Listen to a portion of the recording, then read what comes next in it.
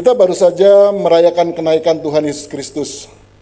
Dan juga minggu lalu kita memperingati hari Pentakosta. Itu adalah janji Tuhan Yesus waktu dia akan naik ke surga bahwa Roh Kudus akan menyertai murid-muridnya dan seluruh anak-anak Tuhan hingga saat ini. Dalam Kisah Para Rasul 2 ayat 1 sampai 13 diceritakan bagaimana murid-murid Yesus yang penuh dengan Roh Kudus mengalami satu fenomena yang luar biasa, yaitu mereka berbicara dalam bahasa lain. Bahasa yang mereka sendiri tidak mengerti sebenarnya. Tapi dimengerti oleh orang-orang yang datang ke Yerusalem pada waktu itu karena karena pada hari itu adalah hari raya pengucapan syukur atas hasil panen, dan biasanya orang-orang Yahudi dari seluruh dunia pulang ke Yerusalem, mereka berkumpul bersama-sama sekaligus membawa bagian dari panen untuk diserahkan kepada perbendaharaan rumah Tuhan. Dalam Kisah Para Rasul 2 ayat 5 dikatakan, waktu itu di Yerusalem diam orang-orang Yahudi yang saleh dari segala bangsa di kolong langit. Jadi kita bisa membayangkan orang Yahudi yang di Yerusalem itu banyak sekali, saudara, dari seluruh dunia pada waktu itu. Mereka dari Partia, Media, Elam, Mesopotamia, Kapadokia, Mesir, Libya, dan dari banyak kota lainnya. Sebanyak yang datang di Yerusalem, sebanyak itu pula ragam bahasanya. Dan murid-murid Yesus yang dipenuhi dengan Roh Kudus, mereka berbicara dalam bahasa yang dimengerti oleh orang-orang yang sedang datang di Yerusalem pada waktu itu. Dan itu tentu saja menggemparkan karena murid-murid Yesus adalah orang yang dianggap kurang berpendidikan dibandingkan dengan orang-orang yang datang di Yerusalem pada waktu. Mereka adalah orang-orang dari Galilea. Tapi mengapa mereka bisa berbicara dalam bahasa-bahasa yang tidak dimengerti oleh mereka sendiri? Itulah pencurahan Roh Kudus yang terjadi pada waktu itu. Menggemparkan sekali, orang-orang bertanya-tanya kenapa kok mereka berbicara dalam bahasa-bahasa yang dalam bahasa Mesir, dalam bahasa Roma, dalam bahasa Libya, dan dalam bahasa macam-macam. Dan karena urapan dari Roh Kudus, Petrus yang telah penuh dengan Roh Kudus berkhotbah dengan penuh kuasa kepada orang-orang yang sedang berkumpul di Yerusalem waktu itu.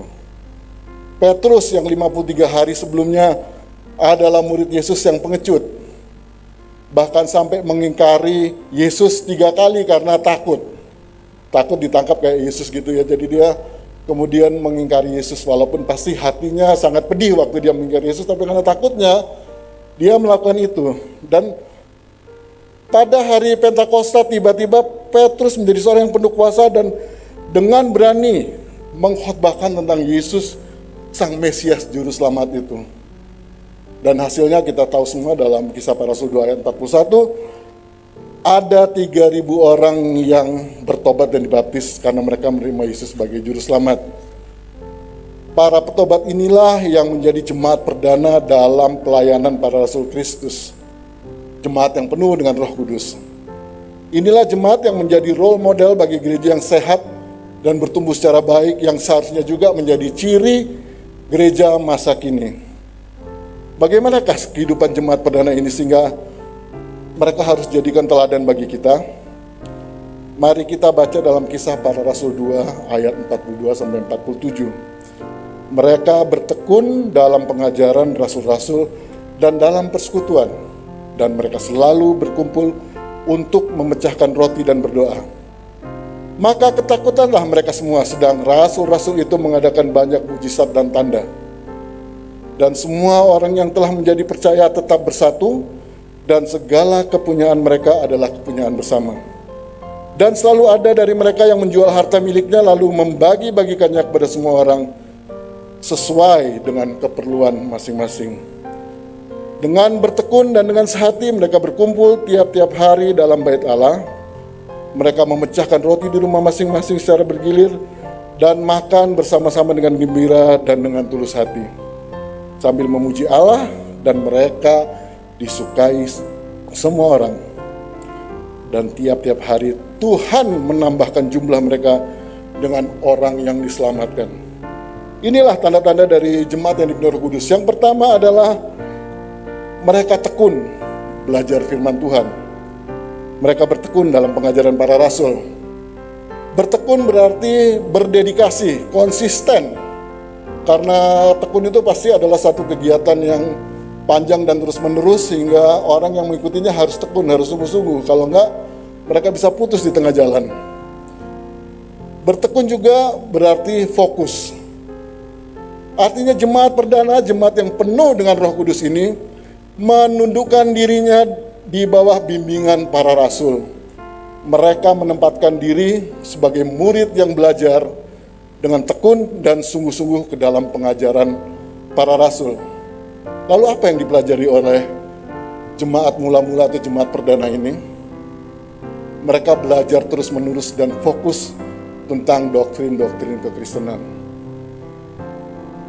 Karena ketekunannya menerima didikan, maka jemaat perdana ini hidup dan berakar dalam firman Tuhan. Mereka bertumbuh secara rohani dan diperlengkapi, dan juga merasakan bagaimana mengalami Tuhan sesungguhnya. Hidup dalam kehendaknya dan mengaplikasikannya dalam kehidupan dengan sesama. Itulah jemaat mula-mula yang selalu rindu belajar firman Tuhan. Jemaat perdana atau mula-mula belum punya Alkitab Perjanjian Baru, saudara. Mereka hanya dapat mengerti tentang Yesus dan ajaran-ajarannya melalui murid-murid Yesus. Untuk mengerti, mereka harus sangat fokus dan penuh konsentrasi. Juga harus mencatat dengan susah payah barangkali, karena ketika itu alat tulis masih sangat sederhana, tapi mereka tekun. Maka hasilnya sangat nyata dan akan kita lihat pada bagian-bagian sebelumnya. Bagaimana dengan kita, saudaraku? Kita sudah memiliki Alkitab, bahkan sekarang bisa download. Nggak perlu bawa Alkitab gede-gede ya, cuma bawa HP, kita bisa download Alkitab bahasa Indonesia terjemahan lama, mau terjemahan baru, Alkitab dalam bahasa Indonesia masa kini, atau dalam bahasa daerah masing-masing ada semua, mau bahasa Nias, bahasa Karo, bahasa Batak, atau bahasa apa saja kita bisa download ke dalam HP kita. Dan itulah yang tidak dimiliki oleh jemaat mula-mula, tapi semangat mereka untuk belajar firman Tuhan luar biasa. Dengan fasilitas dan kemudahan yang kita miliki, apakah kita punya hasrat yang sama dengan jemaat perdana ini? Apakah kita rajin membaca Alkitab dan belajar dengan tekun pada mentor-mentor kita di gereja dan untuk mendapatkan pemahaman yang benar tentang firman Tuhan? Atau kita lebih suka mendengar yang menyenangkan telinga kita? Di gereja kita banyak hamba Tuhan yang sangat memahami firman Tuhan. Kita bisa belajar sama mereka, kita bisa lebih mengerti kedalaman firman Tuhan. Kita ada PWJ di sini. Pak Jamie juga membina Christ Ambassador, orang-orang muda yang ingin belajar firman Tuhan dengan sungguh-sungguh. Semua fasilitas ada di gereja ini, tapi apakah kita mau belajar dengan sungguh-sungguh untuk mengerti lebih dalam dengan firman Tuhan? Ada pertanyaan yang menarik bagi kita, saudara-saudara. Kalau misalnya ada undangan untuk hadir di suatu acara persekutuan yang isinya adalah kesaksian yang spektakuler dari seseorang yang mungkin dikatakan, orang ini pernah mati dan bangkit lagi. Waktu mati dia sudah ke surga, melihat neraka, dan dia akan bersaksi bagi kita semua. Bersama dengan itu Pak Jamie mengundang saudara-saudara, ayo teman-teman, kita akan belajar firman Tuhan, kita akan melakukan eksposisi kitab Roma pasal 2 misalnya gitu. Jauh lebih berguna saudara belajar tentang eksposisi firman Tuhan daripada kesaksian. Tapi banyakkan orang lebih milih yang kesaksian ya saudara. Saudara milih yang mana kira-kira? Apalagi orang ini udah ke surga bolak-balik. Pasti yang ke surga bolak-balik itu menarik walaupun belum tentu benar ya saudara-saudaraku. Itulah orang-orang masa kini. Tapi jemaat CWS Gedung Kenanga jam 6 sore pasti nggak begitu. Pasti jemaatnya rindu firman Tuhan. Amin. Amin. Baca Alkitab itu membosankan saudara-saudara kalau kita nggak tekun dan fokus. Untuk membuktikannya, saya ingin tanya, siapakah di antara saudara-saudara yang tiap hari rata-rata baca Alkitab 4-5 pasal, angkat tangan? Ada nggak? Cuma 1, 2, 3, saya juga. Ini bukan pencitraan saudara ya. Saya udah 1,5 tahun baca Alkitab 5 pasal setiap hari. Karena itu kita harus, dan itu usaha yang keras saudara-saudaraku, kadang-kadang bosan kita baca. Ini buktinya cuma 3 ya kan. Ada yang baca firman Tuhan 2-3 pasal setiap hari, coba angkat tangan. Ada bapak 1, itu juga masih baca Alkitab tiap hari. Yang lain saya nggak tanya. Artinya itu adalah fakta bahwa baca firman Tuhan itu memang membosankan saudara kalau saudara-saudara nggak tekun dan fokus. Belajar tentang firman Tuhan juga butuh dedikasi lebih karena seringkali bisa menyentuh hati kita yang paling dalam. Dan terkadang menyakitkan ya saudara ketika firman Tuhan mengingatkan kita atas segala perbuatan-perbuatan kita yang melawan kehendak Tuhan. Itu sangat tidak menyenangkan. Manusia punya kecenderungan suka mendengar yang ingin didengar. Mereka tidak suka mendengar yang harus didengar. Sebab yang ingin dengar, kita selalu ingin dengar yang enak-enak saja. Tapi kalau yang harus didengar, maka semua kita harus dengar, yang enak atau nggak enak. Amin. Terjemahan bahasa Inggris sangat tepat dalam frasa ini, bertekun dalam pengajaran rasul-rasul. They devoted themselves to the apostles' teaching. Kata devoted itu artinya membaktikan dirinya, menunjukkan kesetiaan. Pada apa? Kepada pengajaran rasul-rasul.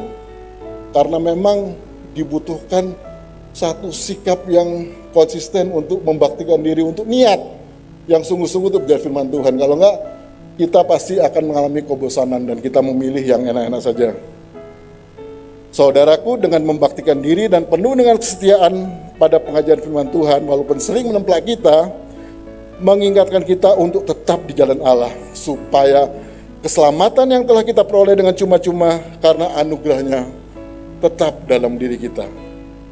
Hal itu seharusnya membuat kita semakin rindu belajar firman Tuhan, semakin mengasihi Tuhan yang begitu mengasihi kita dan telah memberikan kita guidebook yang tidak mungkin salah dalam menuntun hidup kita, yaitu Alkitab. Kalau saudara rajin baca Alkitab, saudara belajar sungguh-sungguh, kalau nggak ngerti tanya sama Pak Jimmy Leksi, artinya apa, maka dapat dipastikan bahwa saudara-saudara tidak akan salah dalam langkah di kehidupan ini. Amin. Amin. Dan kalau kita ikuti, maka kita pasti akan berhasil dalam menjalani kehidupan. Jemaat yang penuh dengan Roh Kudus juga harus tekun dalam persekutuan. Mereka bertekun dalam pengajaran rasul-rasul dan dalam persekutuan. Jemaat perdana ini tekun dalam persekutuan. Mereka yang datang dari berbagai latar belakang dipersatukan dalam suatu komunitas oleh Yesus Kristus melalui pengajaran para rasul dalam kebersamaan tanpa perbedaan. Suatu persekutuan yang diikat oleh pimpinan Roh Kudus, oleh kerinduan yang selalu intim dengan Roh Kudus. Mereka saling menerima satu dengan yang lain dalam kasih. Tidak ada perbedaan strata sosial dalam komunitas ini, saudaraku. Tidak ada perbedaan status ekonomi, tidak ada perbedaan ras. Mereka dipersatukan oleh kerinduan untuk selalu dekat dengan Tuhan. Mereka membangun perasaan sepenanggungan, karena pada waktu itu orang-orang yang jemaat mula-mula ini adalah orang-orang yang dianggap sempalan atau orang-orang yang aliran sesat dari ajaran Yahudi pada waktu itu, sehingga mereka banyak musuhnya, saudara. Sehingga mereka harus selalu bersatu untuk saling menguatkan satu dengan yang lain. Apakah kita perlu banyak musuh dulu supaya kita menjadi sehati, saudara? Nggak perlu ya. Kalau kita dalam Tuhan, kita selalu adalah orang-orang yang sehati. Dalam ayat 44 dikatakan, dan semua orang yang telah menjadi percaya tetap bersatu, dan segala kepunyaan mereka adalah kepunyaan bersama. Dalam kebersamaan dan perasaan sepenanggungan ini, mereka kemudian menjadi murah hati. Segala kepunyaan mereka adalah milik bersama, berarti mereka yang memiliki lebih menolong mereka yang kekurangan. Sikap murah hati ini jelas menjadi warna yang tegas dari jemaat yang dipenuhi dengan Roh Kudus. Mereka peka terhadap sesamanya yang kekurangan. Jadi saudara-saudara yang penuhi Roh Kudus ini, saudara harus selalu peka terhadap orang-orang di sekitar kita yang barangkali membutuhkan. Mungkin kita juga tidak berkelebihan, tapi Begitu kalau saudara murah hati, maka berkat Tuhan juga akan ada bagi saudara. Kalau kita baca di ayat 45 dikatakan, dan selalu ada dari mereka yang menjual harta miliknya lalu membagi-bagikannya kepada semua orang sesuai dengan keperluan masing-masing. Wow, siapa di antara kita yang rela menjual harta miliknya untuk dibagikan pada sama yang membutuhkan? Pasti nggak ada ya, susah melakukan itu pada saat ini. Kalau saya yang pasti nggak ada yang dijual untuk dibagikan, karena saya nggak punya harta. Tapi yang dimaksudkan dengan ayat ini adalah bahwa ketika kita penuh dengan Roh Kudus, maka hati kita diubahkan oleh Roh Kudus sehingga menjadi pribadi yang penuh belas kasihan dan murah hati kepada sama kita. Jemaat Yerusalem adalah jemaat yang dalam keadaan yang miskin karena pertama memang situasi waktu itu mereka dijajah oleh Roma dan mereka miskin. Dan yang kedua, karena ada penafsir mengatakan karena banyak orang yang datang dari seluruh dunia itu, di situ banyak yang bertobat, mereka rindu untuk selalu belajar akan firman Tuhan, mereka ada di Yerusalem itu waktu yang panjang dan uang sakunya habis, saudara-saudara. Mereka nggak punya uang lagi untuk makan, dan orang-orang lain yang kebetulan orang-orang Yerusalem yang ada lebih harus membantu mereka. Itulah keadaan di Yerusalem pada waktu itu. Kita harus selalu rela berbagi dalam komunitas kita.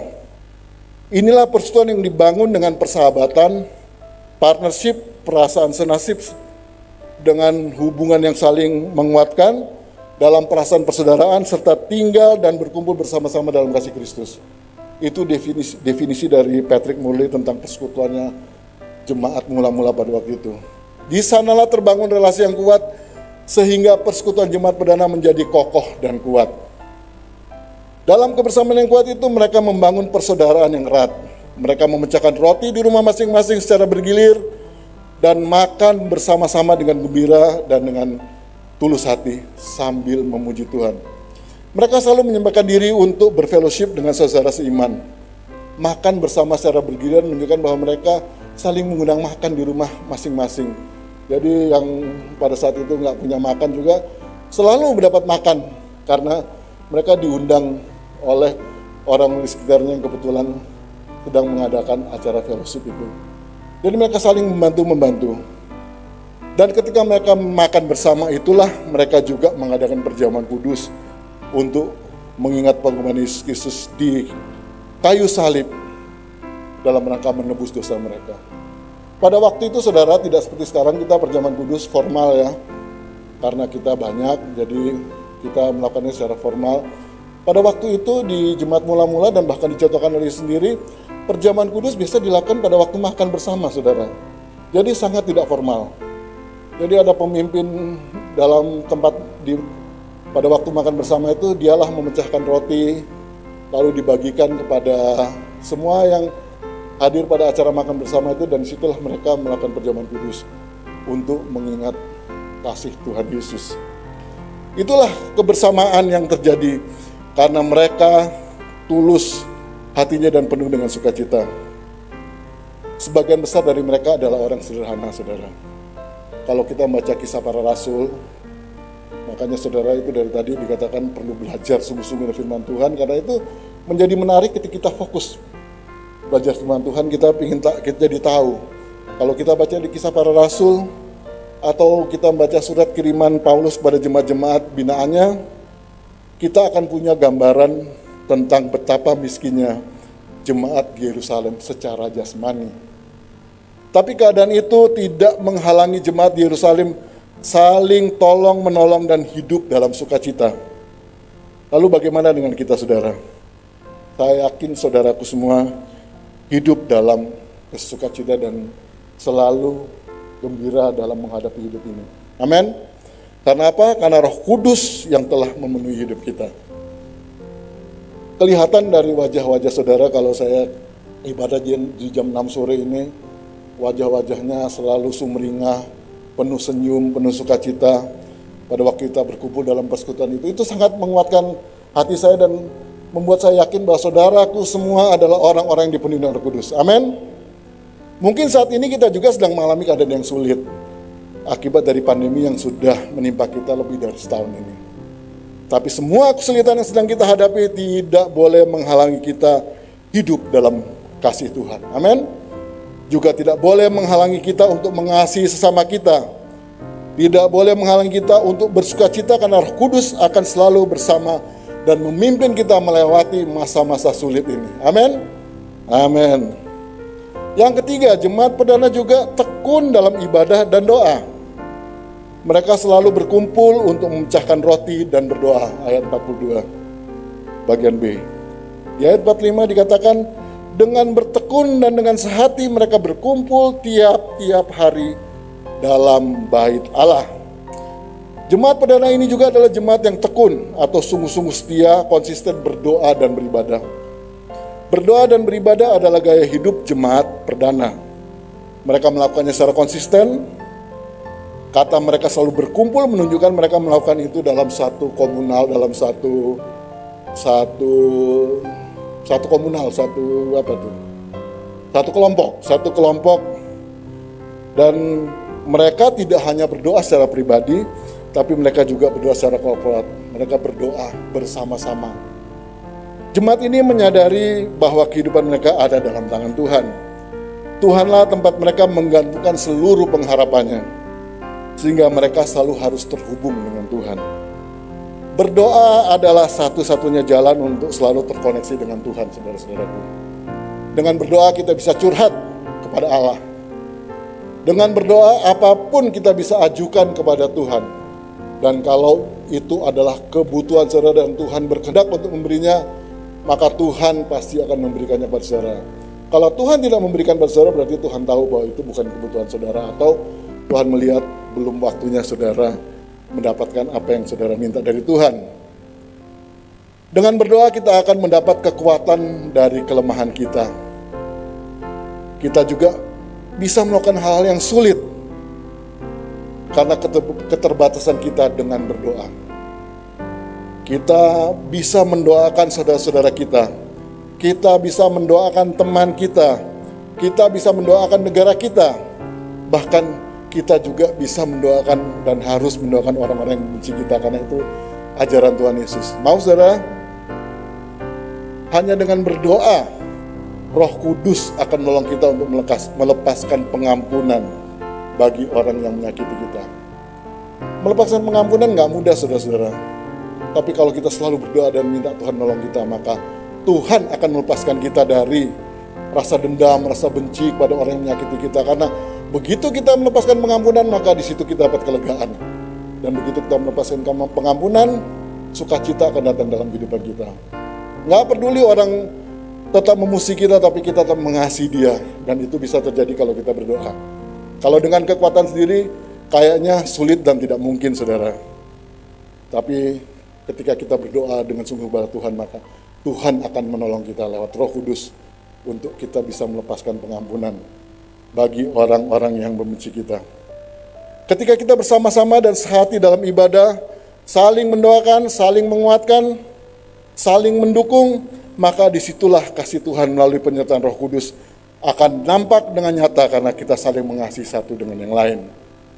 Itulah yang terjadi dengan jemaat perdana ini. Mereka hidup secara harmonis dan saling mengasihi. Karena itulah mereka menjadi kuat dan dapat bertahan melalui segala kesukaran yang mereka hadapi sebagai suatu komunitas pada waktu itu. Inilah akibat dari gaya hidup jemaat perdana di Yerusalem setelah hari Pentakosta. Jemaat yang penuh dengan Roh Kudus. Gaya hidup mereka mempengaruhi orang-orang di sekitarnya. Masyarakat di sekitar mereka melihat sesuatu yang berbeda dari mereka. Kehidupan yang sungguh memberkati orang-orang lain yang berada di sekitar mereka. Mereka menjadi murah hati. Mereka suka menolong sesama. Selalu menunjukkan sikap yang positif dalam menanggapi apa yang terjadi di sekitarnya. Mereka tidak cepat marah, tidak cepat tersinggung, tidak cepat sakit hati dengan perlakuan di sekitarnya. Mereka selalu bersikap positif. Dikatakan mereka penuh sukacita, selalu gembira dan tulus hatinya. Akibatnya apa, saudara-saudara? Akibatnya mereka disukai semua orang. Kata semua orang itu menunjukkan bahwa mereka bukan cuma disukai oleh komunitasnya saja, tapi orang-orang lain yang mungkin tidak sepaham dengan mereka, orang-orang penganut Yudaisme yang tidak percaya Yesus sebagai juru selamat pun menyukai mereka. Karena apa? Karena jemaat perdana ini menyatakan kasihnya kepada semua orang. Mereka tidak mengasihi kelompoknya saja. Mereka sungguh-sungguh mempraktekkan ajaran Yesus Kristus tentang kasih. Itulah sebabnya mereka disukai semua orang. Melalui kehidupan mereka, jemaat perdana ini ada saja orang yang diselamatkan dan menerima Yesus sebagai juru selamat. Dan tiap-tiap hari Tuhan menambahkan jumlah mereka dengan orang-orang yang diselamatkan. Kehidupan spiritual jemaat perdana ini yang dengan jelas mampu mengejawantahkan hubungan dengan Tuhan terhadap hubungan dengan sesama, inilah yang membuat orang-orang menjadi terpesona akan dan kagum atas kuasa Allah. Yang pada ujungnya adalah mereka menyerahkan dirinya untuk menjadi pengikut Kristus. Karena apa? Karena teladan dari jemaat perdana ini yang penuh dengan Roh Kudus, saudara. Saudaraku yang terkasih dalam Yesus Kristus, ketika kita memiliki hasrat yang sama dengan jemaat perdana ini, yaitu tekun dalam pengajaran firman Tuhan, tekun beribadah dan tekun berdoa, serta selalu hidup dalam persekutuan yang dilandasi kasih Kristus, menjalin kebersamaan secara setara tanpa memandang status, karena dalam Kristus kita adalah sama.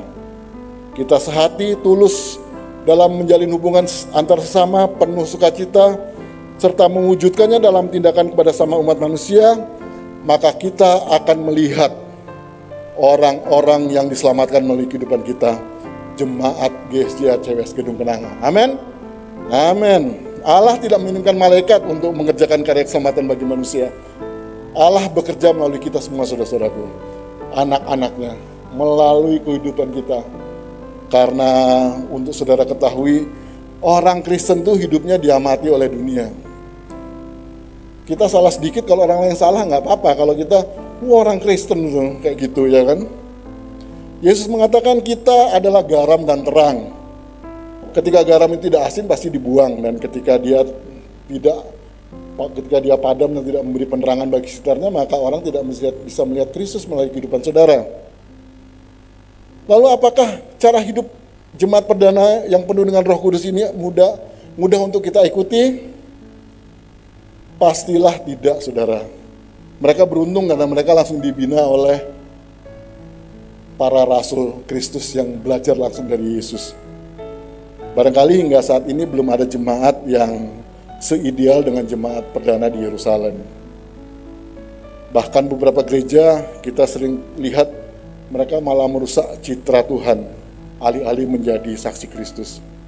Egosentris, kesombongan, merasa lebih benar dari yang lain membuat gereja terjebak dalam ego keduniawian.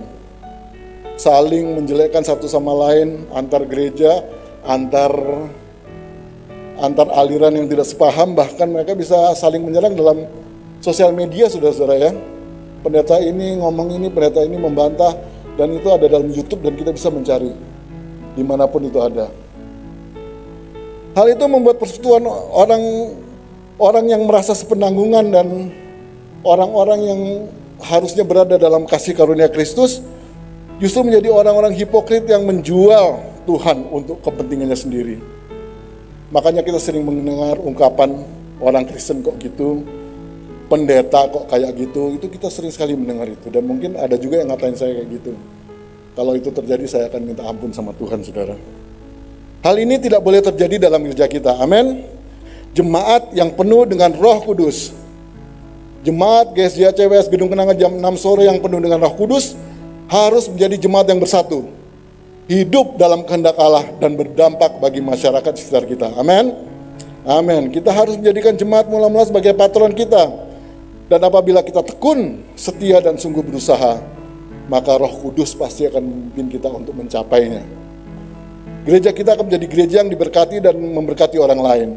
Karena sebagai jemaat yang penuh dengan Roh Kudus, selalu berusaha hidup dalam kehendak Allah, maka Tuhan akan menambahkan bilangan dalam jemaat kita dengan orang-orang yang bertobat dan diselamatkan dalam Kristus. Amin. Saudara rindu untuk menjadi saksi Tuhan? Tirulah jemaat mula-mula ini. Selalu belajar dan setia untuk belajar, tekun belajar firman Tuhan. Selalu rajin berdoa dan jangan pernah meninggalkan persekutuan dalam kasih Kristus dan saling tolong menolong satu dengan lain, maka pasti jemaat kita akan jadi jemaat yang diberkati Tuhan dan diberkati orang lain. Amin. Amin. Mari kita berdoa. Bapa dalam surga, kami ucap syukur Tuhan, kami telah mendengar firman-Mu. Kami rindu kami menjadi seperti jemaat yang mula-mula di Yerusalem yang mempraktekkan seluruh ajaran Kristus pada mereka. Jemaat yang tulus, setia, dan penuh kasih pada sesama. Karena inti dari ajaran-Mu adalah kasih ya Tuhan. Bila kami hati yang penuh mengasihi orang lain, bila kami hati yang selalu mengasihi Engkau dengan sungguh-sungguh Tuhan. Dan kami yakin Engkau akan menolong kami melewati seluruh masa-masa sulit dalam hidup ini. Karena kami adalah anak-anak-Mu yang mengasihi Engkau dan Engkau mengasihi kami. Engkau selalu memimpin kami dalam seluruh jalan kami, dan pada saatnya kami akan mengatakan terima kasih Tuhan, Engkau begitu baik. Dalam nama Tuhan Yesus Kristus kami telah berdoa. Amin.